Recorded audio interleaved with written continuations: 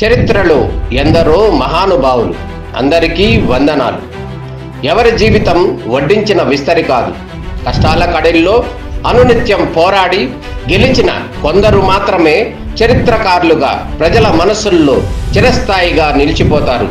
ఎందరికో ఆదర్శంగా నిలుస్తారు. అలాంటి వారి జీవిత పాఠాలు, వారి సందేశాలు నేటి యువతకు రామబాణాలు. నాటి సమాజం చూపిన చిన్న చూపు నుండి నేటి సమాజానికి దశ నిర్దేశం అందించే స్థాయి వరకు ఎదిగిన నేతల అంతరంగమే స్ఫూర్తి. నమస్కారం. ఆంధ్రప్రదేశ్లో ఫ్యాబ్రికేషన్ రంగంలో అగ్రగామిగా ఉన్నటువంటి లంకే ప్రసాద్ వర్మ గారితో ఈరోజు మనం ఉన్నాము. వర్మ గ్రూప్ ఆఫ్ ఇండస్ట్రీస్ అధినేతగా ఆయన ఎంతో కాలం నుంచి కూడా ఫ్యాబ్రికేషన్ రంగంలో అగ్రగామిగా ఉన్న పరిస్థితి కనబడుతుంది.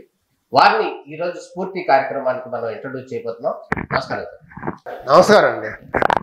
సార్ చెప్పండి సార్, ఎట్లా ఉంది మనకి ఫ్యాబ్రికేషన్ రంగంలో, ఎటువంటి డిమాండ్ ఉంది మనకి, అదేవిధంగా మనం ఏ స్థాయి వరకు మనకి ఇక్కడ వర్క్ జరుగుతుంది సార్? ఇక్కడ ప్రజెంట్ గా అయితే ఇక్కడ బాగుంది. ఇప్పుడు ఎటువంటి వర్క్లు చేస్తుంటారు సార్? ఇప్పుడు ఈ ఫ్యాబ్రికేషన్ వర్క్ సంబంధించి ఎటువంటి వర్క్స్ మన విజయవాడ కానీ పరిసర ప్రాంతాల్లో చేస్తుంటారు? ప్రజెంట్ ఫస్ట్ అయితే స్టార్టింగ్ లో మేము షెడ్లు, గోడౌన్స్, తౌడు ఫ్యాక్టరీలు హెల్పర్ గా మేము చేసినప్పుడు చేసేవాళ్ళం. తర్వాత దానికి అనుకూలంగా మారుకుంటూ వచ్చే ఓటింగ్ బోర్డ్స్, ఇట్లా ఈ కలర్ సీట్స్, గోడౌన్స్, కళ్యాణ మండపాలు ఎక్కువగా మనం కూడా పరిస్థితిని బట్టి మారుతూ ఉండాలి. మనం ఉన్న దాన్ని ఉపయోగించుకుంటే మన జీవితంలో మనం ముందుకుంటే అవకాశాలు ఉన్నట్టు ఉద్దేశంతో అట్లా మారుకుంటా ఫస్ట్ సిమెంట్ రేకులు వేస్తూ ఉండి పైపుతో అసలు అలాంటిది అంతా మార్చిపోయి ఇప్పుడు అంతా పిఈపి ప్లేట్లతో తయారు చేసుకోవటం, ఓటింగ్ బోర్డ్స్ కానీ ఇవన్నీ కూడా ఆ టెక్నాలజీ మార్చుకుంటా అది. అసలు ఫస్ట్ అయితే నేను స్టార్టింగ్ లో వర్క్ చేసిన తర్వాత మనం ఏదో మిషన్, చిన్న చిన్న మిషన్లు కొనుక్కుని అక్కడ వాళ్ళ సైట్లోకి వెళ్ళి చేస్తూ ఉండేవాళ్ళు. అట్లా చేస్తుండగా 2001లో నారాయణ ప్రసాద్ గారి పెట్రోల్ బంకు ఆంధ్రలో, తెలంగాణలో ఫస్ట్ బంక్ అది. దాని డ్రాయింగ్ మెకానిక్ ఇంజనీరింగ్ అని చెప్పేసి మన వైజాగ్ స్టీల్ ప్లాంట్ కి డిజైన్ ఇచ్చిన వాళ్ళు రష్యాలు ఇచ్చిన డ్రాయింగ్ అనమాట. అదే ఫస్ట్ షెడ్ అది. అది చేయమని చెప్పి ఇచ్చారు నాకు. కానీ నువ్వు అక్కడ చేసావంటే నేను చేయలేదని చెప్పేవాడిని, నేను చేయలేని కూడా చెప్పేవాడిని. అతను డ్రాయింగ్ ఇచ్చారు, డ్రాయింగ్ వస్తుంది ఒకసారి చూసి చేయమని చెప్పి అన్నాడు. ఆ డ్రాయింగ్ ఒక వారం రోజులు రోజు రాత్రిపూట ముందేసి కూర్చోవటం, భోజనం చేసిన తర్వాత 9కి 11 వరకు 12 వరకు దాన్ని చూసి నిద్రైపోవడం. ఎట్లా ఉందని తెలియట్లేదు. నేను 8th క్లాస్ చదువుకున్నది, డ్రాయింగ్ 8th క్లాస్. మరి ఆ డ్రాయింగ్ చేయాలనే తపన తప్పితే అప్పుడు తర్వాత అట్లా కాదని చెప్పి పోస్టులు సపరేట్ డివైడ్ చేసేస్తే అప్పుడు పోస్ట్ వర్క్ మెటీరియల్ తీసుకున్నాం. ఆ పోస్ట్ వర్క్ రాసిచ్చేసి తర్వాత ట్రస్ వరకు, తర్వాత క్యాంటిలివర్ వరకు, తర్వాత అట్లా డివైడ్ చేసిన తర్వాత అర్థం ఉందన్నమాట. వారం రోజులు దాని గురించి ఆలోచించిన తర్వాత అట్లా అది చేసిన తర్వాత మంచి పేరు వచ్చింది. అప్పుడు ఏం జరిగింది, ఒక కాంట్రాక్టర్ వచ్చి మా పెట్రోల్ బంక్ చేస్తావా అని అడిగాడు. అడిగితే నీకు వర్క్ షాప్ ఉందని అడిగాను. అతను అన్నాడు, వర్క్ షాప్ నారాయణ ప్రసాద్ అంటే పెట్రోల్ బంకులు చేస్తున్నారు, ఆయనకు వర్క్ షాప్ ఉంటుంది కానీ వర్క్ షాప్ ఉండాల్సి నీకు, నాకు కాదు, నాకు వర్క్ షాప్ ఉందని అడుగుతాను నువ్వు అని చెప్పి అన్నాడు. ఆ రాత్రి అనిపించింది అతను నాకు తెలియదు, అతను అన్న వరకు కరెక్ట్ నాకు వర్క్ షాప్ ఉండాలని వచ్చి అప్పుడు ఈ ప్లేస్ తీసుకోవడం జరిగింది 2001లో. ఒకప్పుడు వర్క్ షాపే లేనటువంటి ఈ రోజు వర్మ గ్రూప్ ఆఫ్ కంపెనీస్ అనేది కూడా స్టార్ట్ చేయడం జరిగింది. వర్మ గ్రూప్ ఆఫ్ ఇండస్ట్రీస్ అధినేతగా ఉన్నారు. ఎటువంటి కంపెనీలు ఉన్నాయి సార్ మనకు సంబంధించి? వర్మ గ్రూప్ ఆఫ్ కంపెనీస్ కింద ఏమేమి చేయబోతున్నారు, ఏమేమి ఉన్నాయి సార్ మనకు సంబంధించి? మనం ఈ ట్యూబులర్ ట్రసెస్ అంటే పైపులు, రౌండ్ పైపుల తోటి అదే ట్యూబులర్ ట్రసెస్ అంటారు. తర్వాత పిఈబి ప్లేట్లతోటి చేస్తారు, అది పిఈబిగా ఒక సపరేట్ యూనిట్ పెట్టాం. ఈ ఓర్డింగ్ బోర్డ్స్, ఈ ట్యూబులర్ ట్రస్లకు ఒక యూనిట్ పెట్టాం. రూపింగ్ కూడా పెట్టాం, ట్రేడింగ్ కూడా పెట్టాం. ఇప్పుడు స్టీల్ ట్రేడింగ్ అమ్మటం కొనటం కూడా వర్మ స్టీల్ ట్రేడింగ్ కూడా పెట్టేసాం. వాటి పేర్లు ఏమైనా చెప్తారు సార్? ఈ వర్మ కన్స్ట్రక్షన్ ఫస్ట్ పెట్టింది మేము. తర్వాత వర్మ రూపింగ్, వర్మ పియుబి, వర్మ స్టీల్స్ ప్రజెంట్ 4 నడుస్తుంది. ఎంతమంది వర్కర్స్ మనకి ఇక్కడ పనిచేస్తారు? ఫ్యాబ్రికేషన్ లో 30 మంది ఉంటారు. మాకు ఎరక్షన్ కి, ఈ ట్రేడింగ్ కానీ అన్నిటికీ దాదాపు 100 మంది ఉంటారు.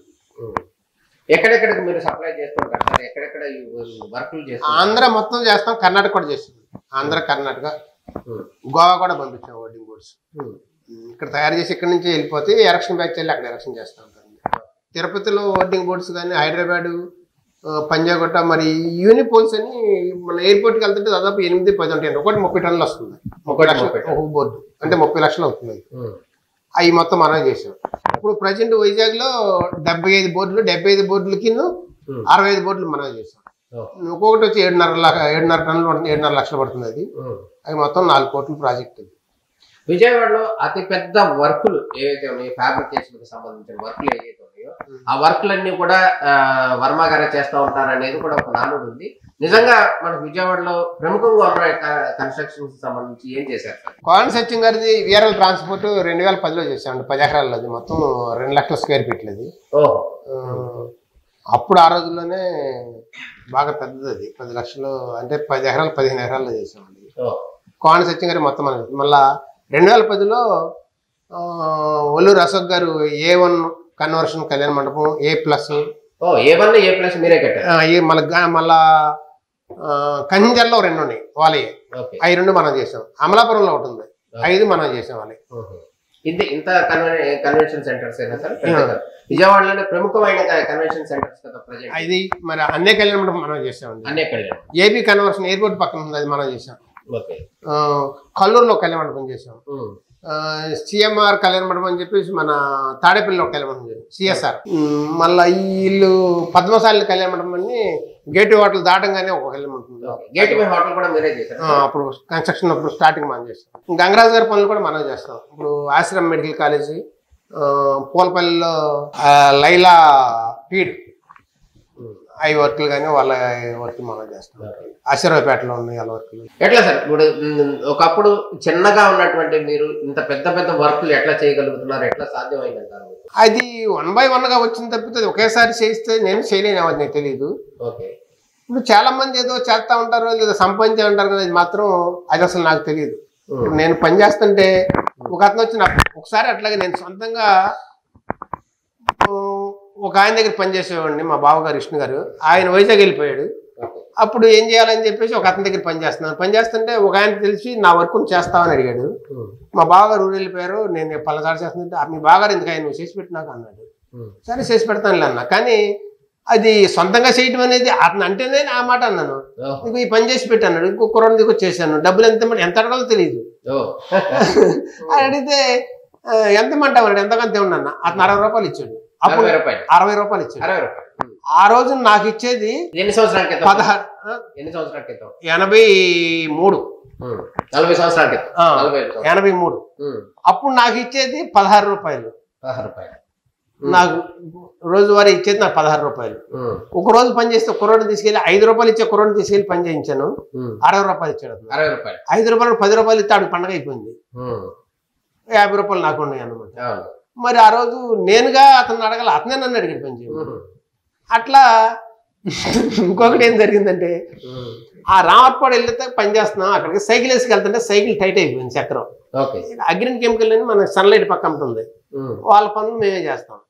చక్రం తిరగలేదు అని చెప్పి చక్రం సైకిల్ తోసుకుని అక్కడికి వెళ్ళి అతను అన్నాడు, మా స్క్రాప్ ఉంది, స్క్రాప్ అనిపించామండి కేజీ 90 రూపాయలకి.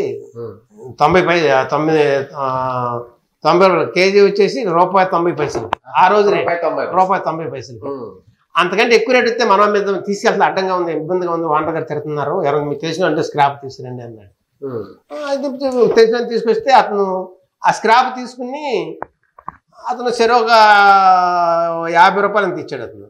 అప్పుడు అన్నారు, హనుమాన్ జంక్షన్లో కోలపారలు కడుతున్నారు, మీరు ఒకసారి ఆయన కలువు, కలిస్తే కోలపారలు చేద్దు కానీ మీరు అని చెప్పి అన్నాడు. ఆయన కలిశాను. అతను ఆ రోజు నేను అనుకోకుండా కలవడం, ఆ సైకిల్ టైట్ అవ్వకపోతే అక్కడ వెళ్ళాల్సిన పని లేదు నేను. అతను అక్కడికి వెళ్ళబట్టి స్క్రాప్ అమ్మడం కూడా పెద్ద సమస్య కదా. కోలపారాలు కడుతున్నారని నేను చెప్పబట్టి మాట్లాడితే హనుమాన్ జంక్షన్లో కోలపారాలు అప్పుడు నేను స్టార్టింగ్ సొంతంగా చేయటం స్టార్ట్ అయింది అనమాట. 83 దీపావళికి 510 రూపాయలు సొంతంగా చేసిన డబ్బులు తీసుకొచ్చి అప్పుడు నేను లేబర్గా చేసేవాడిని. అది ఆ సైకిల్ టైట్ అవ్వకపోతే అక్కడికి వెళ్ళాల్సిన అవసరం లేదు నాకు.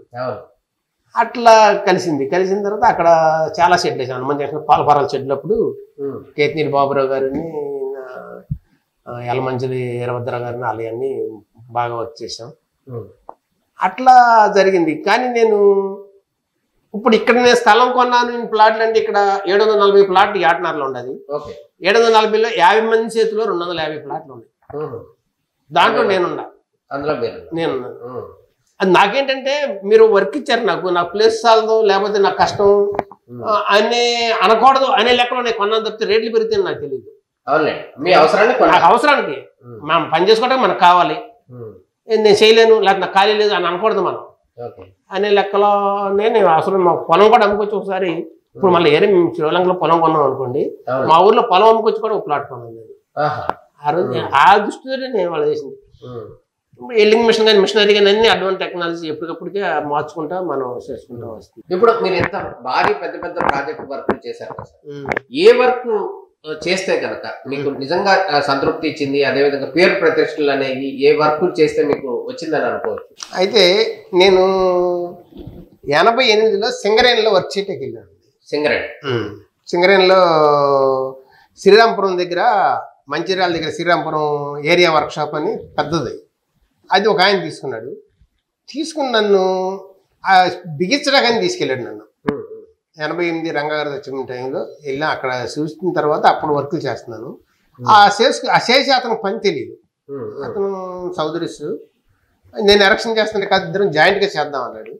ఆ పని అయిపోయిన తర్వాత ఇక్కడికి వచ్చిన తర్వాత ఫస్ట్ వెంకటాద్రి చేసాం, వెంకటాద్రి ఆయిల్స్ గంగూరు.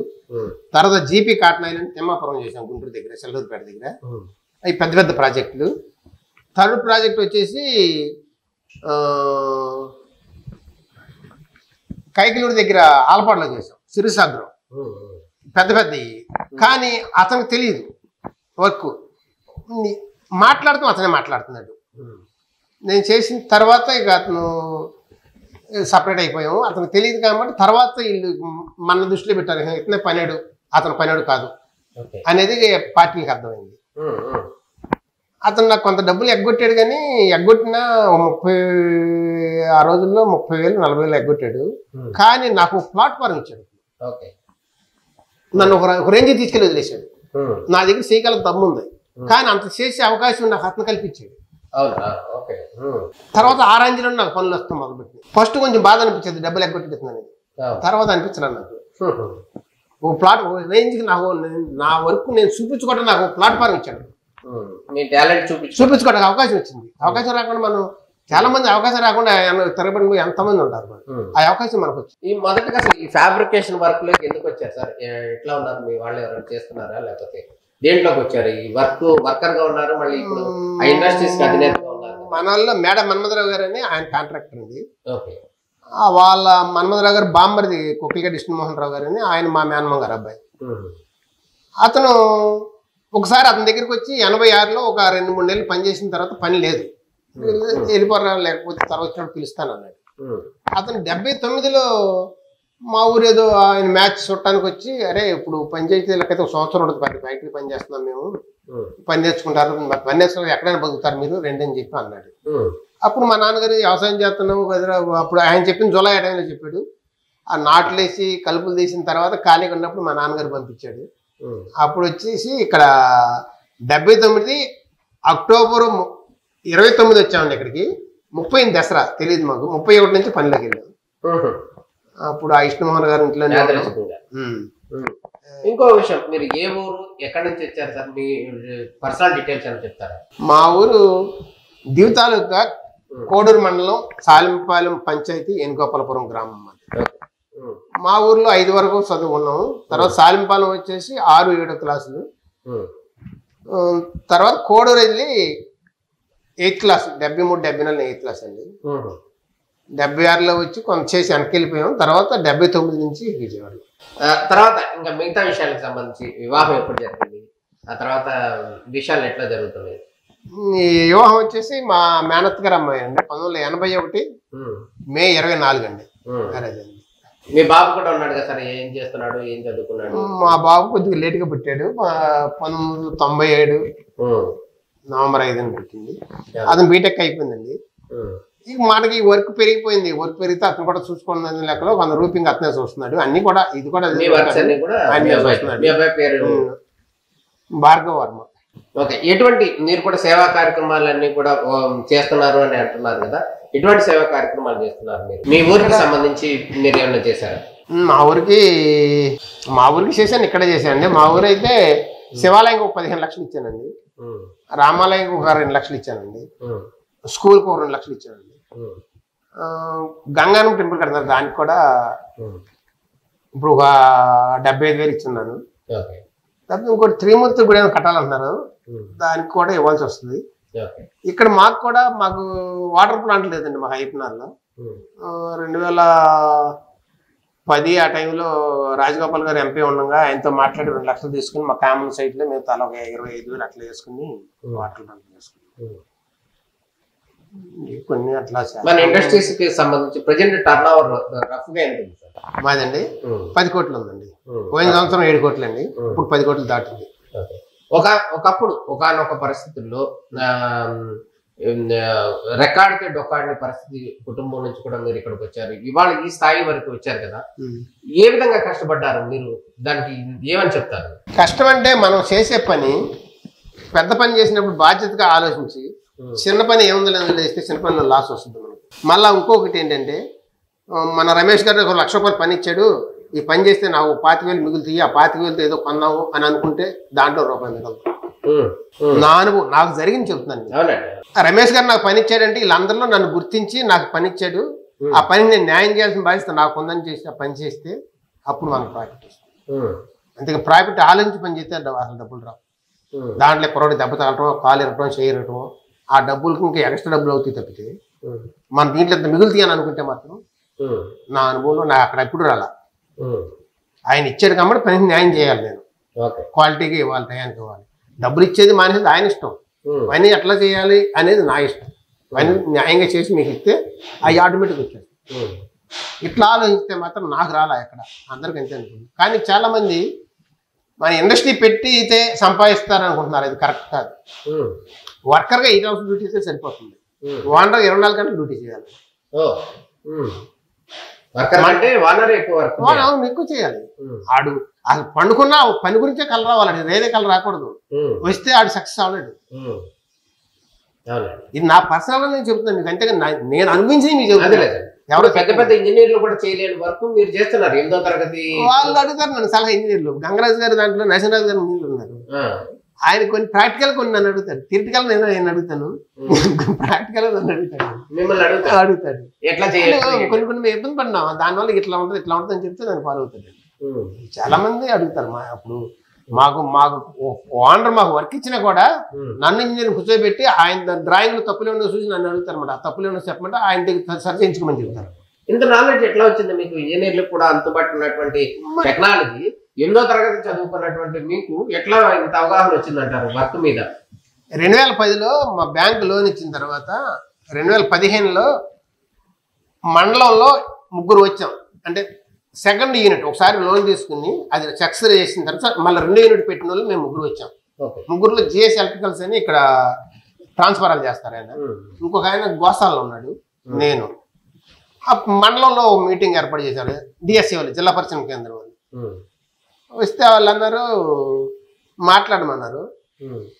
అతను ఇంజనీరు, ఇంకొక ఆయన కూడా ఇంజనీరే. నన్ను అడిగాడు, నేను 8th క్లాస్ చదువుకున్నానండి, ఇట్లాగు నేను వర్కర్గా చేసుకుంటా వచ్చేసాను, మీరు నా టర్న్ ఓవర్ చూసి లోన్ ఇచ్చారు, నేను ఇండస్ట్రీ పెట్టుకున్నాను, ఇట్లా చేసుకున్నానని చెప్పాను.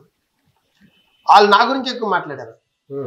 ఇతను ఇంజనీరు, ఇతనికి ఒక శాలరీ లెక్క ఉంటుంది, నెలకి 50,000 1 లక్ష రూపాయలు వస్తుంది, అంత తగ్గకుండా ప్రాఫిట్ అయితే దీన్ని రన్ చేస్తాడు, అంత తగ్గిందనుకో దీన్ని మూసేసి జాబ్కి వెళ్ళిపోతాడు. ఇతను 8th క్లాస్ చదువుకున్నాడు, ఇతనికి ఏం తెలియదు, దీన్ని ఎట్లా పట్టాలు ఎక్కిస్తారని ఆలోచన తప్పితే వదిలేసి ఇంకోసారి పోదామని ఆలోచన ఇతనికి రాదు. దీన్ని ఎట్లా రన్ చేయాలి, వర్క్ షాప్ ఎట్లా రన్ చేయాలి అన్నీ ఆలోచిస్తారు తప్పితే ప్రాఫిట్ లెక్కేసుకోడు. ఇంజనీర్ అనుకో బయట శాలరీకి అయితే నాకు 50,000 ఇస్తున్నారు కదా, ఇక్కడ 60,000 70,000 ఉంటే వర్క్ షాప్ రన్ చేద్దాం, లేకపోతే మూసేసి జాబ్కి వెళ్ళిపోదాం అనుకుంటాడు. వీడికి ఎవడో జాబ్ ఇవ్వడం, కానీ దీన్ని ఎట్లా రన్ చేద్దామని ఆలోచన తప్పితే 2వ ఆలోచన రాదని చెప్పి మాట్లాడు. మీకున్న ఇప్పుడు అనుభవంలో కనుక మనం గమనించినట్టు ఇటీవల కొత్త వర్కర్స్ వస్తున్నారు, రకరకాల కంపెనీలు కూడా వస్తున్నాయి కదా, ఈ నేపథ్యంలో ఎవరు ఎట్లా కష్టపడితే ఒక ఇండస్ట్రీ అధినేతగా మారతాడంటారంటారు? ఒక వర్కర్ అధినేతగా మారాలంటే ఈ పరిణామ క్రమంలో అతను ఏ విధంగా కష్టపడాలంటారు? అంటే మనం దాని గురించి ఆలోచించాలి. దాని గురించే మనం ఇప్పుడు ఇవాళ 10 మంది చేసాం పని, అదే పని రేపు పని చేయాలంటే 9 మందికి అయిపోవాలి ఆ పని. దాని మీద మెలకం వస్తుంది, మనం ఆ మెలకువలని తెలుసుకుంటాం కాబట్టి చేయగలుగుతాం. మనం లేకపోయినా మనం బాధ్యత తక్కువ తీసుకున్నా అడ్వాన్స్గా ఇప్పుడు కుర్రోళ్ళకి ఏ సామాన్లు కావాలో రేపు కావాల్సి మనం ఇవాళ తెచ్చి పెట్టాలి ఇక్కడ. ఆ వస్తువు లేదు, ఆ వస్తువులు అది చేయలేరు కదా, దానికి అనుకూలంగా మనం దాన్ని లేట్ చేయకూడదు, యాక్టివ్గా ఉండాలి. కుర్రోళ్ళకి కూడా లాభ నష్టాలు మనకి కాబట్టి వాళ్ళ పేమెంట్లు ఆపకూడదు. అప్పుడు వాళ్ళు మన దగ్గర రావడానికి ఎక్కువ అవకాశాలు చూపిస్తారు. వాళ్ళని ఇబ్బంది పెట్టే ఆలోచన, లాభ నష్టాలు మనకి వాళ్ళే కదా, వాళ్ళ శాలరీ జాబ్ వరకు వాళ్ళు చేసుకునేది కాబట్టి అది ఒకటి చూసుకోవాలి. ఏదైనా కష్టపడే మెంటాలిటీ ఉండాలి, మనం చేయాలి, తపన ఉండాలి. ఆ తపన లేనప్పుడు కష్టం, సొంతంగా చేయటం రాలేదు. ఇప్పుడు మీరు అక్కడ మారుమూల దివిసీమ ప్రాంతం నుంచి వచ్చి ఇక్కడ విజయవాడలో one of the best industrialist గా మారిన పరిశీలన క్రమంలో చాలా మందిని కూడా మీరు ఎదుర్కొని ఉంటారు. ఈ వర్క్ కు సంబంధించి కావచ్చు, లేకపోతే మిగతా కంపెనీలకు సంబంధించినటువంటి కాంపిటీషన్ అనేది ఎట్లా మీరు అధిగమించారు? వాళ్ళకంటే కూడా మీరే బెస్ట్ అని ప్రజలు ఎట్లా నమ్మారంట? అంటే ఎవరైతే ఓనర్స్ నమ్మి మీకు వర్క్ ఇచ్చారంట? 2015లో జిల్లా పరిశ్రమ కేంద్రంలో ఒక ఆయన మధు గారు అని ఆయన ఈవెటి పెడితే మనకి హెవీ ఫ్యాబ్రికేషన్ కింద వస్తుందని లెక్క, కాబట్టి ఈవెటి పెడదామండి అని చెప్పాను. అంటే ఆ క్రీమ్ లోపల తిరిగే క్రీమ్ అప్పుడు కనీసం ఎక్కడా చూడలే నేను. అట్లంటే హెవీ ఫ్యాబ్రికేషన్ అంటే అంత కొంచెం బాగుంటుంది అనే లెక్కలో అది పెడతాం జరిగింది. అది పెట్టిన తర్వాత అన్ని ఆపర్లే చేయను నేను. అంతకుముందు చేయలే, చిన్న చిన్న చేశాను, మనసు తిరగేసుకున్నాను. ఇవాళన్నీ 4 టన్నులు 5 టన్నులు 6 టన్నులు జాబులు చేస్తాను. అది ఆ రోజుని అతను ఎందుకన్నాడో తెలియదు, అది పెట్టిన కాడి నుంచి దాని పనిలో వస్తాను నేను. ఇప్పుడు దాన్ని అదే నేను బేస్ చేసుకుని అవతల 2 అట్లా కూడా పెట్టాం మనం. మరి అది ఇప్పుడు మేము చేసే పనులు చిన్న వాళ్ళు ఎవరో చేయలేరు, అవి లేకపోతే మేము చేయలేము. ఒక్కో జాబు 4 టన్నులు 5 టన్నులు 6 టన్నులు పారమౌంట్ పిఎంజీ వాళ్ళ దగ్గర ఉన్నాయి తప్పితే బయట వాళ్ళు ఎవరి దగ్గర లేవు. వాళ్ళు అంటే పెద్ద పెద్ద ఏమన్నా 50 కోట్లు 60 కోట్లు వర్క్లు చేస్తారు తప్పితే 5-6 కోట్లు 2-3 కోట్ల వర్క్లు వాళ్ళు చేయరు. అవి చేయాలంటే కింద వాళ్ళు ఎవరు లేరు. దానికి కావాల్సిన ఇప్పుడు సా వెల్డింగ్ మిషన్ అని చెప్పేసి తీసుకున్నాం, 8 లక్షలు. అది కంటిన్యూ వెల్డింగ్ 40 అడుగులు ప్లాట్ఫామ్ పెడితే మొత్తం చేసుకెళ్ళిపోతుంది. అవి అలాంటి వాళ్ళు పిఎంజీ పారమౌంట్ ఉన్న మిషనరీ మొత్తం మనం తీసుకున్నాం. మనం చిన్నవాళ్ళం కాబట్టి ఆ పెద్దవి కాకపోయినా వాళ్ళ తర్వాత ప్లేస్ మనదే. క్వాలిటీగా మాత్రం మంచి పేరు ఉంది జనంలో. వర్మ అంటే అతను క్వాలిటీగా ఉంటుంది, వదిలేసి వెళ్ళిపోవడం లాభమైన నష్టమైనా కంప్లీట్ చేసి వెళ్తాడు అనేది మాత్రం. ఇప్పుడు ప్రత్యేకంగా చెప్తే కనుక ఇప్పుడు ఈ అగ్నికుల క్షత్రియ సామాజిక వర్గం నుంచి వచ్చినటువంటి మీరు ఈ నేపథ్యంలో ఈ కమ్యూనిటీలోనే మీరు one of the best industrialist అంటున్నారు, అది ఎంతవరకు లేదు అంటారు? అది నాకు అంత ఐడియా లేదండి. నాకంటే ఇక్కడగా ఉన్న వాళ్ళు అయితే చిన్న చిన్న వాళ్ళే ఉన్నారు ఇక్కడ. అయితే ఆ దత్తు గారు ఒక ఆయన మిషనరీ చేస్తాడు, తప్పితే ఇక్కడ వెంకటేశ్వర గారు ఉన్నాడు, ఆయనకైతే అంటే వీళ్ళందరూ ఓన్ సైట్లుగా లేరండి. మనకు ఓన్ సైట్గా మనం చేస్తున్నాం. ఇంకా మన వాళ్ళుగా అయితే ఆ వర్మ గారు అని ఒక ఆయన ఉన్నాడు, చెక్క వర్మ గారు, వాళ్ళు చేస్తున్నారు. మా ఫ్యాబ్రికేషన్ అయినట్లయితే విజయవాడలో ఒక 4-5 మనం ఉంటాం. దివిసీమ నుంచి వచ్చిన వాళ్ళు మీరైతే నెంబర్ 1గా ఉన్నారు. దివిసీమ ప్రాంతం నుంచి అయ్యి ఉండొచ్చు. నాకు నేనే వస్తుంటే బయటికి వర్మ గారు అని అడుగుతారు నన్ను, మిమ్మల్ని అది నేను ఎట్లా చెప్పగలను? అదే మాట చెప్పబడకపోతున్నాను. ఇంత ఇండస్ట్రియలిస్ట్ ఇంత పెద్ద స్థాయి వరకు మీరు వెళ్ళినటువంటి వారు చాలా సింపుల్ గా కనపడతా ఉంటారు. ఏంటి మీ సింప్లిసిటీ కారణం ఏంటంటారు? అది నేనేం చెప్పలేను. నా పద్ధతి నా లైఫ్ స్టైల్ అట్లా ఉంటుంది తప్పితే మరి అది అందుకే అంటున్నాను కదా, అంటే పెద్ద గొప్పగా ఉంటాడు అన్నట్టుగా అనుకుంటారు వాళ్ళు. మీరే నా వర్మ గారు అని అంటారు. అంటే ఆ పరంగా చూసి ఎందుకు ఉంటాను అనుకుంటారు మన ఇండస్ట్రియల్ చూసుకుని. కానీ అట్లా ఏమో నాకు ఫస్ట్ నుంచి అదే అలవాటు అయిపోయింది.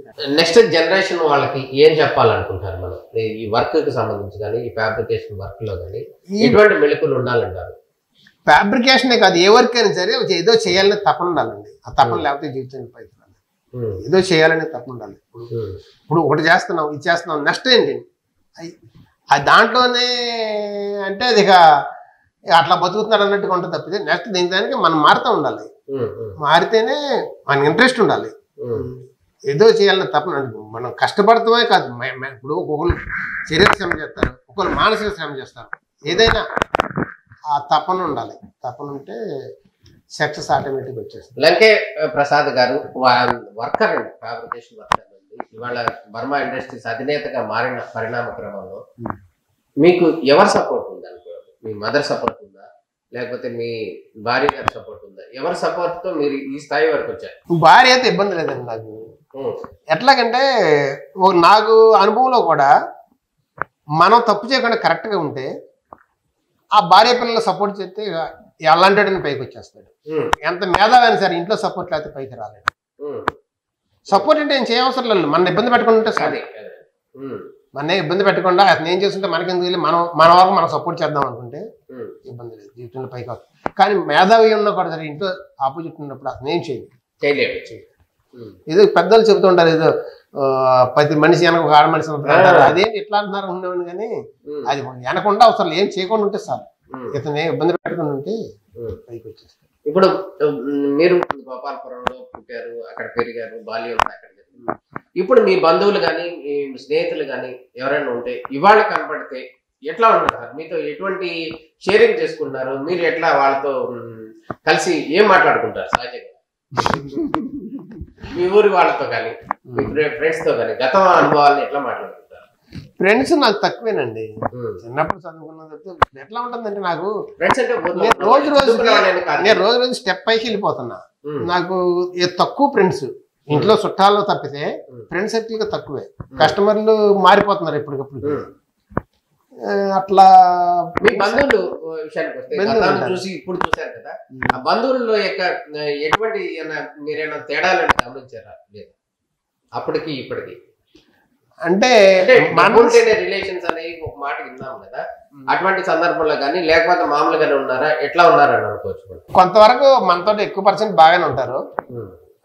మనం కూడా దానికి అనుకూలంగానే పరిస్థితిని బట్టి మనం ఉండాలి, అంతేగాని దివరలాగా లెక్కేసుకుంటాం కాదు. మనం బాగున్నప్పుడు మన పక్కన కూడా బాగుండాలనే లెక్కలోనే మనం కూడా ఉండాలి. సరే, ఇప్పుడు ఫ్యాబ్రికేషన్ రంగంలో రోజు రోజు కూడా ఫ్యాబ్రికేషన్ అనేది చాలా, ఒకప్పుడు ఏది వెల్డింగ్ వర్క్ లేకపోతే ఇట్లానే వాళ్ళు, కానీ ఈ బిల్డింగ్స్ డిజైన్లు చేయడంలో కానీ లేకపోతే వాటిని మోడరేట్ చేయడంలో కానీ ఫ్యాబ్రికేషన్ వర్క్ యొక్క ప్రాధాన్యత రోజు రోజు పెరుగుతుంది.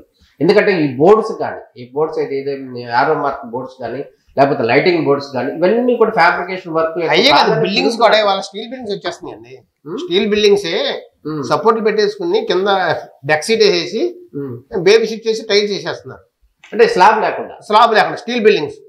దానివల్ల ఏంటంటే మనకి స్టీల్ బిల్డింగ్స్ ఎన్ని ఫ్లోర్లు అయినా స్టీల్ బిల్డింగ్స్. ఓకే, అంటే మీ రాయితో కానీ స్లాబ్లతో కానీ సంబంధం లేదు. అంటే రాయితో సంబంధం లేదు, కింద బేబీ షీట్ చేసి టైల్ చేసుకుంటాడు, కాలమ్స్ అన్ని ఐరన్ వచ్చేస్తాయి. దానివల్ల ఏమవుతుందంటే మనకి ఒక కస్టమర్ రెంటర్ తీసుకున్నాడు అనుకోండి, రెంటర్ తీసుకుంటే త్వరగా కట్టేసుకోవచ్చు బిల్డింగ్. ఇది మామూలుగా కాస్ట్ ఎక్కువ అవుతుంది, ఆర్సీసీ మీద ఇది కాస్ట్ ఎక్కువ అవుతుంది. కానీ మీరు పెట్టిన డబ్బులు 10-15 సంవత్సరాల తర్వాత దాన్ని రిమూవ్ చేసేస్తే మీరు పెట్టిన డబ్బులకి ఇంట్రెస్ట్ ఆ ఇంట్రెస్ట్ ఒకటి లాస్ అవుతుంది మీకు. అంత తప్పితే మీరు పెట్టిన డబ్బులు వచ్చేస్తుంది. మళ్ళీ ఆ రోజు స్క్రాప్ అమ్మగలుగుతాయి 15 సంవత్సరాలు 20 సంవత్సరాల తర్వాత మీకు. కాబట్టి సింపుల్ గా కన్స్ట్రక్షన్ వెంటనే కన్స్ట్రక్షన్ చేసేస్తారు. ల్యాండ్ ఎక్కువ పర్సెంట్ ల్యాండ్ రెంటర్ తీసుకున్న వాళ్ళు మాత్రం స్టీల్ బిల్డింగ్కి వెళ్ళిపోతున్నారు. బిల్డింగ్స్ గురించి చెప్పారు, బాగుంది కాదండి. నేను అనేది ఈ లైటింగ్ బోర్డ్స్ ఏవైతే ఉన్నాయో మనకి మన విజయవాడలో ఉన్నటువంటి ఈ మెయిన్ రోడ్ బిల్డింగ్స్ ఉన్నాయి కదా, ఆ బిల్డింగ్స్ చేసేటటువంటి ఫ్యాబ్రికేషన్ వర్క్స్ కానీ లేకపోతే ఈ లైటింగ్ బోర్డ్స్ కానీ లేకపోతే అడ్వర్టైజ్మెంట్స్ బోర్డ్స్ ప్రకాష్ ఆర్ట్స్ లాంటివి కదా, ఇటువంటి యొక్క ప్రాధాన్యత రోజు రోజు పెరుగుతున్న పరిస్థితి కనపడుతుంది కదా. ఎట్లా ఉంటుందంట భవిష్యత్తులో కూడా ఈ వర్క్ కి ప్రాధాన్యత పెరిగిద్ది అంటారా, లేకపోతే ఎట్లా? అడ్వర్టైజ్మెంట్ యాడ్స్ కాబట్టి అది పెరుగుతుందండి, అది బాగా పెరుగుతుంది. ఎట్లాగంటే ఇప్పుడు ఒక కంపెనీ ఉంది, ఆ యాడ్ ఆపేస్తే అది మూసేసారా అనేది జనంలో వచ్చేసింది. ఇవాళ యాడ్ ఉంటేనే ఇది రన్నింగ్ లో ఉంది, ఆ యాడ్ లేదు ఇది ఆపేసాడా, ఇది లేదా మార్కెట్ లో అన్నట్టుగా జనాలకు అట్లా అలవాటు అయిపోయింది. ఆ లేఖలో యాడ్ విషయంలో బాగుంది, ఇవాళ బాగా ఉంది. రాబోయే రోజుల్లో ఇంకా బాగుంటది అంటారా? ఈ ఫ్యాబ్రికేషన్ రంగంలో ఇంకా ఎవరైనా కొత్త వాళ్ళు కూడా రావచ్చు అంటారా? దీనికి సంబంధించి రావచ్చు. మనం కొంచెం భారీగా తీసుకుంటే ప్రభుత్వం నుంచి కూడా మనకు సపోర్ట్ ఉంటుంది. దానికి తగ్గట్టు అంటే ఒకేసారి భారీగా చేయాలంటే కష్టం. అది ఏమవుతుందంటే అండి, చాలా మంది ఫ్యాబ్రికేషన్ గురించి ఇప్పుడు నాకు ఒకేసారి 10 మంది చేయమన్నారు, నేను చేయలేదు, ఎవరు రాలేదు. నేను ఎంత స్టాఫ్ని మెయింటైన్ చేయాలన్నా కూడా నాకు కష్టం. అది నాకు ఏదైనా తెలియదు నడిపిస్తుందేమో నన్ను అనిపిస్తుంది. నాకు ఒకేసారి 10 మంది చేయలేముగా, చేయలేము. ఎవడో లేడనుకో స్టాఫ్ని మెయింటైన్ చేయాలంటే అది కష్టమేగా. పని లేకపోతే స్టాఫ్ మరి మెయింటైన్ మరి మనకు కష్టం కదా. ఆ ఇబ్బంది అనేది నాకు లేదు. ఈ ఇండస్ట్రీ ఇక్కడ దాదాపు ఎన్ని సంవత్సరాల నుంచి మీరు మొదటి ఇండస్ట్రీ స్టార్ట్ చేశారు? ఎంతమంది వర్కర్స్ మీతో ఫాలో అవుతున్నారు సార్? 2005లో నేను స్టార్ట్ చేశానండి ఇక్కడ. అప్పుడు ఈ ఆటనార్లో నేను 4 అతను నాకంటే ముందు 3 యూనిట్లు ఉండేవి. ఒకటేమో మోల్డింగ్ కంపెనీ ఉండేది, ఒకటేమో నిఖిల్ కంపెనీ ఉండేది, ఒకటి ఫ్యాబ్రికేషన్ యూనిట్ ఉండేది. 2005లో నేను వచ్చాను. 2001లో స్థలం తీసుకుని 2005లో నేను పెట్టాను. నేను అప్పుడు 4వ. ఈ ఫ్యాబ్రికేషన్ వర్క్ చాలా కఠినమైన వర్క్, అదేవిధంగా చాలా శ్రమతో కూడిన వర్క్ అంటారు కదా. ఆ వర్కర్స్ మీ ఎట్లా చూసుకోవాలంటారు మీరు? వర్కర్ బయటకు వెళ్తే బయట అందరి మీద మనకి బాగా ఇస్తున్నాడు అనేది మన దగ్గర నుండి చేయించుకోవాలి పని. అట్లా అని చెప్పేసి మనం కుర్రోళ్ళు కూడా మనం శుభ్రంగా చూసుకోవాలి, లేకపోతే ఉండరు వాళ్ళు చేయలేరు. మన బయట నుంచి వస్తున్నారు, ఎవరు వచ్చినా కూడా మనం జాగ్రత్తగా మన వాళ్ళు అయితే శుభ్రంగా ఉంటారని ఉద్దేశంతో మనకు ఉంటుంది. బీహార్ నుంచి అక్కడి నుంచి కూడా తెప్పిస్తున్నాం మేము. వాళ్ళు కూడా వస్తున్నారు, వాళ్ళకి రూమ్ అలాట్ చేస్తే వస్తున్నారు. మా ఎలక్షన్ బ్యాచ్ అంతా యూపీ వాళ్ళు. చౌహాన్, కమలేష్ చౌహాన్ అని అతను మేస్త్రి, అతని దగ్గర 200 మంది ఉంటారు. మనకు కావాల్సిన రైల్వే వర్క్ ఒకటి చేసాం, 630 టన్నులు. వీళ్ళు క్రేన్ అప్పుడు కాంతారా గారు చేసాం గుంటూరు, ఇప్పుడు అడినక్కం చేస్తున్నాం. ఆ ఎలక్షన్ బ్యాచ్ అంతా వాళ్ళే చూసుకుంటారు. మనకు ఫ్యాబ్రికేషన్ చేసి పంపించేస్తే ఇక్కడ నుంచి. ఇప్పుడు ఇంత ఇండస్ట్రియలిస్ట్ గా ఉన్నారు, ఒక సామాజిక వర్గంలో కూడా ప్రముఖ నాయకుడిగా ఉన్నారు. మీకేమైనా రాజకీయాల మీద ఆసక్తి ఏమైనా ఉందా సార్? ఎట్లా? లేదండి, అలాంటి ఆలోచన. ఏ పార్టీ అయినా అంతే, ఆలోచన లేదు. ఓకే. ఇంకా మీ ఊరికి సంబంధించి ఇంకేమైనా విషయాలు ఏమైనా చెప్తారా? మీ చిన్ననాటి విషయాలు ఏమైనా చెప్తారా? మీ చిన్ననాటి విషయాలు ఏమన్నా ఇప్పుడు గత 40 ఏళ్ల క్రితం 60 ఏళ్ల క్రితం జరిగిన విషయాలు ఏమైనా ఉంటే మాకు చెప్తారా? బాల్యంలో జరిగినాయి మీ దగ్గర తుఫాను వచ్చిన సంఘటనలు కూడా ఉన్నాయి అని అంటున్నారు కదా, సైక్లోన్ అనుకుంటా. ఆ సైక్లోన్ మా ఊరు తూర్పు పక్క ఉల్లిపాలెం, ఆ ఊర్లో ఒక 25 మంది చనిపోయారండి. మేము ఆ తుఫాన్కి అక్కడే ఉన్నాము. మా ఊరు వచ్చేసి ఆ ఇల్లు కొట్టుపోని ఇల్లు, లేకపోతే మనుషులు ఆవులు చనిపోయి అట్లా మా ఊరు వచ్చింది అనమాట. మా ఊరు పొలంలో నీళ్ళు వచ్చినాయి, మెరక మీద ఎక్కలేదు. మా ఊరు పై పక్క అసలు నీళ్ళు రాలే. మేము బోర్డర్లో ఉన్నాం. తుఫాను వచ్చిందని మాకు గవర్నమెంట్ నుంచి రాయితీలు వచ్చినాయి, కానీ మా ఊర్లో నష్టపోవడం తక్కువ. ఆ చచ్చిపోయిన గతం మా ఊరు పొలాల్లో కూర్చొని. ఇంకా ఏం చెప్పాలనుకుంటున్నారు? మామూలుగా ఇప్పుడు గతం ఒకటి జరిగింది, ఇప్పుడు ఒకటి జరుగుతున్న పరిస్థితి కనపడుతుంది. ఈ నేపథ్యంలో ఎట్లా ముందుకు వెళ్ళాలనే అవసరం? ఇప్పుడు మీ పిల్లలు ఉన్నారు, వీళ్ళకి కదా ఎవరికైనా కానీ ఎట్లా వెళితే సక్సెస్ అవుతారంట భవిష్యత్తు? ఏ రంగంలో కూడా మీ అనుభవం చెప్పండి. ఏ రంగమైనా సరే మనం దాని మీద చేయాలి. ముందు పూర్తిగా ఇంట్రెస్ట్ ఉన్నప్పుడు మనం దాంట్లోకి వెళ్ళాలండి. వెళ్ళిన తర్వాత మనం మళ్ళీ వెనక ఆలోచించకూడదు. దాని గురించే దాని గురించి ఆలోచించాలి తప్పితే అట్లా చేయగలిగితే మనకి దేంట్లోనే సక్సెస్ అవుతామండి. మనం ఏ పని ప్రతి పనిలోనూ ఆ బాధ్యత చేసినప్పుడు పైకి రావడానికి అవకాశాలు ఉన్నాయండి. కొంతమంది ఏం చేస్తారంటే ఇది ఇవ్వాల్సిన డబ్బులు ఎవడు మనకు వాళ్ళ డబ్బులు వాళ్ళని తిరుగుతారు. నాకు ఎట్లా ఉంటుందంటే ఇవ్వాల్సిన మనం ముందు కట్టితే అవి మనకు వచ్చేస్తాయి అనిపిస్తుంది. నాకు అట్లాగే వస్తాయి నాకు. కానీ ఇవ్వాల్సినడికి ఇవ్వకుండా ఉండి మనకు ఆ డబ్బులు రావాలి, అన్నిసార్లు తిరిగిన డబ్బులు రావు. అది చాలా మంది వీడు ఇక్కడ ఎవడో అక్కడ తిరుగుతూ ఉంటారు, చాలా మంది చూస్తూ ఉంటారు. కానీ అది నేను పర్సనల్గా ఆలోచిస్తే ముందు మనం ఇవ్వాల్సిన వాళ్ళు ఇచ్చేస్తే మనకు రావాల్సినప్పుడు అడిగితే వచ్చేది. ప్రసాద్ గారు, ఇంకోటి, మీరు అభివృద్ధి జరిగేటటువంటి పరిణామ క్రమంలో మీకంటూ ఒక దైవ బలం అనేది ఉంటుంది. మీరు ప్రధానంగా ఎవరిని నమ్ముతారు, ఎవరిని పూజిస్తారు, ఏ దేవుడి యొక్క కృప మీకు ఉందంట? అంటే నేను మా ఊర్లో గుడి కడుతుంటే వాళ్ళకి ఇచ్చిన తర్వాత డబ్బులు ఏంటంటే ముందుకు వెళ్ళలేదనే లెక్కలో నేను ఇచ్చే ముందైతే 50,000 ఇస్తానని చెప్పాలి. కానీ అది పూర్తయ్యేది ఎట్లేదు. అరే మనం దాంట్లో ఉండి పూర్తయిపోతే బాగోదు అనే ఉద్దేశంతో నేను ఇవ్వడం జరిగింది. ఆ లెక్కలో చాలా మంది నేను భక్తుడు అనుకుంటారు. భక్తుడు అంటే అప్పుడు మా బాబు పుట్టినరోజు గుడికి వెళ్ళాను తప్పితే సంవత్సరంలో ఏ గుడికి వెళ్ళను. నేను వెళ్ళాను కదా, ఇప్పుడు పెద్దడే ఇప్పుడు ఆడే వెళ్ళి తప్పుతున్నాను గుడికి. నేను మదర్ తెరీసా చెప్పినట్టుగా కష్టపడే ప్రార్థించే పెద్దల కన్నా కష్టపడే చేతుల మీద కష్టపడి ఒక పూటగా పస్తులో భోజనం పెట్టు అంత మించిన పుణ్యం ఉంటుంది అన్నది. ఆ టైపులో నేను ఆలోచిస్తాను తప్పితే నేను గుడికి వెళ్ళడం చాలా తక్కువ అండి. గుడికి తక్కువే, చాలా తక్కువ. కాకపోతే ఏంటంటే అది మీరు పనిని నమ్ముకుంటారు. మనం కష్టపడి ఇంకోటి భోజనం పెడితే అర్థం అది ఇంకా పుణ్యం ఎక్కువ కదా అని మెంటాలిటీ. మీ అనుభవంలో ఎవరికైనా సహాయం చేసిన సందర్భంలో ఏదైనా మేము సహాయం చేశాను అని హ్యాపీ ఫీల్ అయిన సంఘటనలు ఏమైనా ఉన్నాయి? ఏమో నాకంత మేడం ఎట్లా ఉంటారు సార్ పూజా కార్యక్రమాల విషయంలో పూజ బాగా చేస్తారు. ఆయన భక్తి ఎక్కువ. అప్పుడప్పుడు వెళ్తుంటారా బయటకి ఎక్కడన్నా? అయితే ఏమి బాగుంటుందండి. మా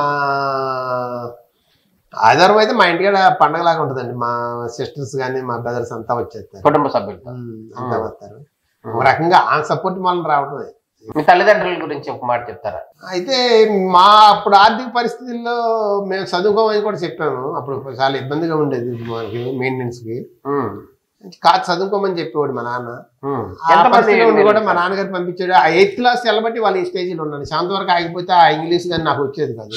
వాళ్ళని నేర్చుకుంటా కారణం అక్కడ ఆ 1 సంవత్సరం నా టర్నింగ్ పాయింట్ అనిపించింది నాకు. 8th క్లాస్లోకి వెళ్ళకపోతే నేను వర్కర్ గానే ఉండేవాడు, ఓనర్ గా అయ్యే పరిస్థితి లేదు. ఆ డ్రాయింగ్ చూడటం కానీ ఇవన్నీ కూడా ఆ 8th క్లాస్లోనే నా ఇంగ్లీష్ కొంచెం టచ్ ఉంది. దాన్ని ఇప్పుడు ఇంప్రూవ్ చేసుకోగలిగాను నేను. ఆ రోజున ఆయన అన్నాడు కానీ ఆయన ఏదో అంటున్నాడు అనుకునేవాడిని, కానీ దాని ఇల్లు అంటే ఈ రోజు తెలుస్తుంది నాకు. అది ఆయన ఆ రోజుని బలవంతంగా వెళ్ళమన్నాడు కాబట్టి ఇవాళ నేను ఈ స్టేజ్ ఉంటా కారణం. ఎంతమంది కుటుంబ సభ్యులు సార్ మీరు? ఎంతమంది? మేము 5 అండి. నేను పెద్ద అతన్ని, 2 అతను కూడా ఈపీలో ఉన్నాడు, 3 అతను కార్పెంటరీ చేసేవాడు, 4 అతను చుప్పాల భారత్లో చేస్తాండి, 5 అతను చనిపోయాడు కుర్రోడు. అతను 91లో. వాడి పేరే పెట్టాము, మా పరం పేరు వర్మ. ఆడపిల్లలు లేరండి? లేరండి. ఓవరాల్ గా మనం ఏం చెప్పొచ్చు సార్ మనకు సంబంధించి ఈ ఇండస్ట్రీస్ కావచ్చు, లేకపోతే ఈ రిలేషన్షిప్స్ ఎట్లా ఉండాలంటారు? మీరు చాలా సింపుల్ గా ఉంటున్నారు, కానీ రిలేషన్స్ మాత్రం పెద్ద పెద్ద వాళ్ళతో రిలేషన్ మెయింటైన్ చేస్తున్నారు కదా సార్. ఆ రిలేషన్స్ ఎట్లా వచ్చినాయి అని అనుకోవచ్చు మనకి ఇప్పుడు. ఎందుకంటే ఇవాళ ఎన్ని చెప్పినా కూడా సామాజిక పరిస్థితుల మీద నడుస్తుంది. ఒక రెడ్డి అయిన ఇండస్ట్రీ పెట్టేట ఆ రెడ్డి వాళ్ళకి వెళ్తాను, ఒక చౌదరి అయిన ఇండస్ట్రీ పెడితే వాళ్ళకే వెళ్తాయి. కాకపోతే ఒక బీసీ సామాజిక వర్గం నుంచి మీరు ఇండస్ట్రీలు ఒక స్థాయి నుంచి ఇంత స్థాయి వరకు వచ్చారు, కానీ వాళ్ళతో రిలేషన్ ఎట్లా మెయింటైన్ చేయగలుగుతున్నారు? మీకు అటువంటి ఫీలింగ్స్ ఏమి మీకు ఎదురుపడలేదంటారా? కమ్యూనిటీ ఫీలింగ్స్ మీకు ఎదురు రాలేదంటారా? లేదు, ఇప్పుడు మీరు వర్క్ ఇచ్చారండి. వర్క్ ఇచ్చిన తర్వాత కొంతమంది ఏం చేస్తారంటే నాకు ఇట్లా చేయని చెబుతారు. అట్లా వాళ్ళ పని నేను చేయను. నాకు వర్క్ ఇచ్చిన తర్వాత నాది బాధ్యత. దానికి క్వాలిటీ ఏ తప్పు చేసినా మీరు అతను చేసాడని నాకు చూపించాలి. దానికి ఎవరు వచ్చినా ఎందుకు చేసాడో దాన్ని నేను సమాధానం చెప్పాలి. ఆ లేక నా కస్టమర్లు అందరూ పెద్ద పెద్ద వాళ్ళు వాళ్ళందరూ కూడా నాకు వదిలేస్తారు పని. ఈ పని నాకు చేసి పెట్టింటారు అంత. ఏదైనా అదే నాకు ఇచ్చిన తర్వాత నా పని, మీ పని కదా అది. దానికి పూర్తిగా చేసేవాళ్ళని బాధ్యత నాది. ఎవరు వచ్చినా ఎందుకు చేసామంటే దానికి సమాధానం చెప్పాల్సిన బాధ్యత కూడా నాది. అంటే లాభాపేక్షతోనే మీరు చేస్తారా, లేకపోతే సర్వీస్ యాంగిల్లో మీరు వర్క్? నా కస్టమర్లు అసలు రేట్ కూడా మాట్లాడరు. నాకు చేసి పెట్టింటారు తప్పితే. ఒకసారి నేను చేస్తే 2-3 నెలలు నా కోసం ఆగుతారు. నాకు ఖాళీ లేదంటే ఆగుతారు వాళ్ళు. నువ్వు ఖాళీ ఉన్నప్పుడు చేసి పెట్టుకోవాలి. అంత బాండింగ్ ఎట్లా వచ్చింది సార్ మీకు? అది నా పని నుంచి చేస్తాను నేను, వాళ్ళ పని చేయను నేను. ఇది నా పని నేను నా ఇంటి పని ఎట్లా చేసుకుంటాను అట్లా చేసి పెడతాను పని. అప్పుడు దాంట్లో ఒక్కొక్కరికి అది కాదు ఇది తప్పు అని చెప్పాడు. సపోజ్ ఉదాహరణకి ఇప్పుడు A1 కానీ A+ కానీ ఇవన్నీ 20 అడుగులు సపోర్ట్ లేకుండా ఉంటుంది క్యానపీ. అది పైన సపోర్ట్ తీసుకుని ఇస్తున్నాం. ఇప్పుడు ఈ సైడ్ అప్పుడు జాయింట్ లో వర్షం పడుతుంటే దానికి సన్సైడ్ వేసి ఇంకోసారి ఎందుకంటే ఇవాళ ఇక్కడ తప్పు జరిగింది, నెక్స్ట్ అది నీళ్లు చూడడం మన ప్రాక్టికల్ ఇక్కడ ఇబ్బంది కనపడుతుంది. రెండోసారి దాన్ని మానిటరింగ్ చేస్తున్నాం. అట్లా దాని గురించి మన చేసే పని గురించి చాలా మంది పట్టించుకోరు. మన చేసే పని కూడా న్యాయం జరగాలంటే ఇంకా ఇతర ఏం కావాలనేది మనమే ఆలోచించి దానికి చేస్తున్నాం. దానివల్ల నేను సక్సెస్ అయినా అనుకుంటున్నాను. మీ లైఫ్ జర్నీలో టర్నింగ్ పాయింట్ ఏదంటారు సార్? ప్రధానంగా టర్నింగ్ పాయింట్ ఎక్కడ వచ్చిందంటారు? 1-2 విషయాల్లో మీకు టర్నింగ్ పాయింట్ ఒక మనిషికి ఒక సక్సెస్ కి సంబంధించి ఏదో ఒక టర్నింగ్ పాయింట్ వచ్చింది కదా, ఆ టర్నింగ్ పాయింట్స్ లో ఏవై మీకు బెటర్ అనిపించింది? టర్నింగ్ పాయింట్ అంటే నేను ఫస్ట్ 81, 83లో కట్ట మీద ఇల్లు తీసుకున్నాం. తర్వాత 86లో ఐపీఆర్ల స్థాయి కొన్నాం. 90లో ఇల్లు కట్టినాం. 91, 94, 97లో మా బాబు పుట్టాడండి. బాబు పేరు భార్గవర్మ. అంతకుముందు ఏదో మనకు ఉంటాకి ఇల్లు ఉంది, ఓ 1500 అద్దె వస్తున్నాయి, 1 ఎకరం 2 ఎకరాల పొలం ఉంది, ఈ కంపెనీలో పనిచేస్తున్నాం అన్నట్టుగా ఉండేది. బాబు పుట్టిన తర్వాత అప్పుడు వర్క్ చేయాలి, గట్టిగా చేయాలి అనేది అనిపించింది నాకు. వారసత్వం లేనప్పుడు అంత అనిపించలేదు. అప్పుడు ఇక్కడ వర్క్ చేస్తున్నాం ఇంకోసాట అట్లా. కానీ కొంతమంది నువ్వు సంపాదిస్తున్నావు అని సంపాదిస్తున్నాను అనేది నాకు తెలియదండి. కస్టమర్ ఇచ్చిన వర్క్ చేయగలిగింది నేను చేసిన తప్పితే అప్పుడు కొంచెం వర్క్ పెంచానండి, జనాలు కొంచెం బాబు పుట్టిన తర్వాత. అంతకుముందు ఆ ఆలోచన లేదు, సాల్లే ఒకసారి చేసుకుంటే సాల్లే, మన మెయింటెనెన్స్ ఇబ్బంది లేదు, సొంత ఇల్లు ఉంది, ఏ వద్దు డబ్బులు వస్తున్నాయి అట్లా. మీరు మీ భార్య గారు ఉంటారు కదా, మీ భార్య గారితో కానీ కుటుంబంతో కానీ ఎప్పుడైనా హ్యాపీగా ఉన్న సందర్భాలు ఏమైనా చెప్తారా? మీకు ఓకే మనకి నాకు ఇంత సపోర్ట్ ఉన్నారు అనే సందర్భం ఏదైనా ఉందంటారా? ఎప్పుడు సపోర్ట్, దాంట్లో సంబంధం ఇబ్బంది లేదు, సపోర్ట్ అనేది విషయంలో ఇబ్బంది లేదు, ఇబ్బంది లేదు అసలు లేదు, ఇబ్బంది లేదు అసలు. Always support. సపోర్ట్ ఎప్పుడు సపోర్ట్. ఇప్పుడు అన్నా 2-3 రోజులు ఊరు వెళ్తాం తప్పితే ఎక్కువ ఊరి లేదు, ఇద్దరు కలిసి వెళ్తాము. ఏదన్నా వాళ్ళ ఇంటికి వెళ్ళినా ఒక 2 రోజులు 3-4 గంటల గ్యాప్ కలిసి. మీ ఇండస్ట్రీస్ మొత్తం ఇప్పుడు ప్రజెంట్ మీ బాబాయ్ హ్యాండిల్ చేస్తున్నాడు అంటారా? భవిష్యత్తులో కూడా ఇట్లా ఉంటుంది అట్నే చేసుకోవాలి అంటే ఒక ఉద్యోగం చేసుకోమంటారా? లేకపోతే అతను ఇంజనీరింగ్ అయిపోయిన తర్వాత అమెరికా వెళ్ళిపోతా అన్నాడండి. వెళ్తే ఉండే లెక్క అయితే వెళ్ళిపో, అంటే ఎంఎస్ఎస్ వచ్చేస్తాను అక్కడ సెటిల్ అయ్యే లెక్క, సెటిల్ అయ్యే లెక్క అయితే వెళ్ళిపో. ఎంఎస్ఎస్ లెక్క అయితే ఇప్పుడు నాకు ఇప్పుడు 60 సంవత్సరాలు దాటిపోయినాయి, నీకు మళ్ళీ ట్రైనింగ్ ఇవ్వాలన్నా టైం చాలదు, నువ్వు ఉండిపోయే లెక్క అయితే ఇక్కడ ఉండిపో, అక్కడ ఉండిపోయే లెక్క అయితే వెళ్ళిపోమన్నాను. అప్పుడు ఆగిపోయాడు. ఎంతమంది వస్తుంటారు సార్ మన దగ్గర? వర్కర్స్, ఐటీ వర్కర్స్ కానీ వీళ్ళందరూ కూడా చాలా మంది వస్తుంటారు ఈ వర్క్ కి సంబంధించి.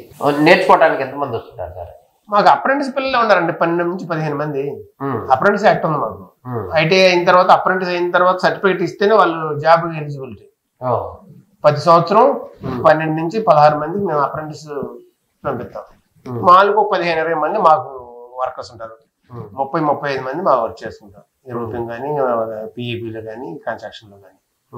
ఈ ఎలక్షన్ బ్యాచ్ సపరేట్గా ఉంటుంది, మా వాళ్ళు వెళ్ళరు, ఆ ఏరియా సబ్ కాంట్రాక్ట్ ఇస్తాం వాళ్ళతో చూపిస్తాం. నా పేరు భార్గవ్ వర్మ అండి.